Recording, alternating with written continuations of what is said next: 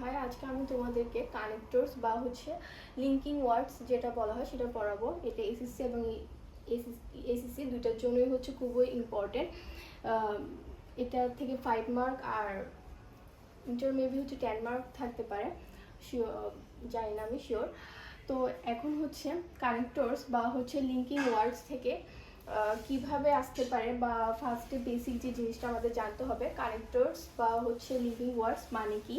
তো connect plus ors are the words that combine two words, phrases, clauses and sentences. তো এখানে connect মানে দুইটা, এখানে কম্বাইন করবে, দুইটা আলাদা আলাদা সেন্টেন্সকে কম্বাইন করতে পারে, মানে একত্রিত করতে পারে, বা ফ্রেজেসকে একত্রিত করতে পারে, ক্লজেসকে একত্রিত করতে পারে, বা কোনো কোনো টাইমে দুইটা ওয়ার্ডকেও একত্রিত করতে পারে। তো এই কানেক্টরের মধ্যে কি কি টাইপ করতে পারে বা কি কি এক্সাম্পল হতে পারে সেটা আমরা দেখব। তো এখানে 4 রকমের টাইপ হতে পারে, হয়তো বা কনজাংশনস হতে পারে, ফ্রেজেস হতে পারে, অ্যাডভার্ব বা রিলেটিভ প্রনাউন।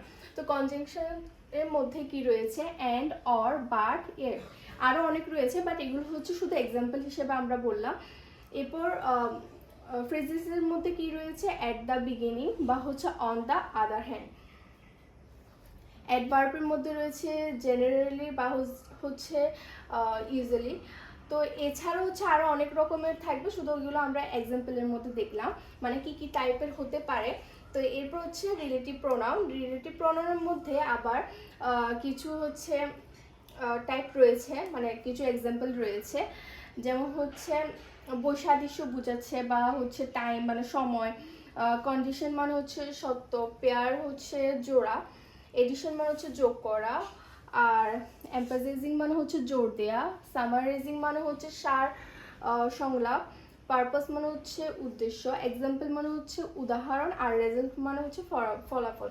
তো এক্ষেত্রে এখানে রিলেটিভ প্রোনাউনের যেগুলো আমরা বলেছি যে বৈসাদৃশ্য, সময়, সত্য, জোড়া বা যোগ করা, এগুলোর মধ্যে অনেকগুলো শব্দ পড়বে। মানে বৈসাদৃশ্য মানে যখন পার্থক্য বোঝাবে বা বিপরীত কিছু বোঝাবে, তখন আমরা কি শব্দগুলো ব্যবহার করব বা কোন ওয়ার্ডগুলো ব্যবহার করব সেটা আমাদের জানতে হবে।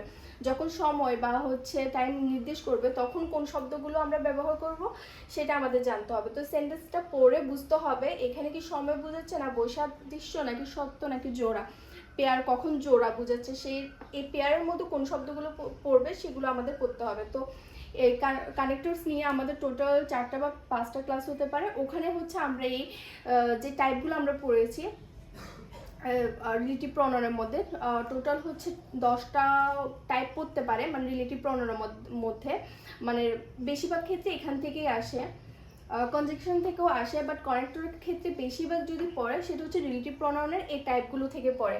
মানে কখনো ওরা সার সংলাপ বুঝায়, সেন্টেন্সটা পড়ে বুঝতে হবে এবং এই সার সংলাপের মধ্যে কোন ওয়ার্ডগুলো পড়বে বা কিভাবে আমরা ওই ওয়ার্ডটা চুজ করবো বা অ্যাপ্লাই করতে হবে সেটা আমরা পড়বো।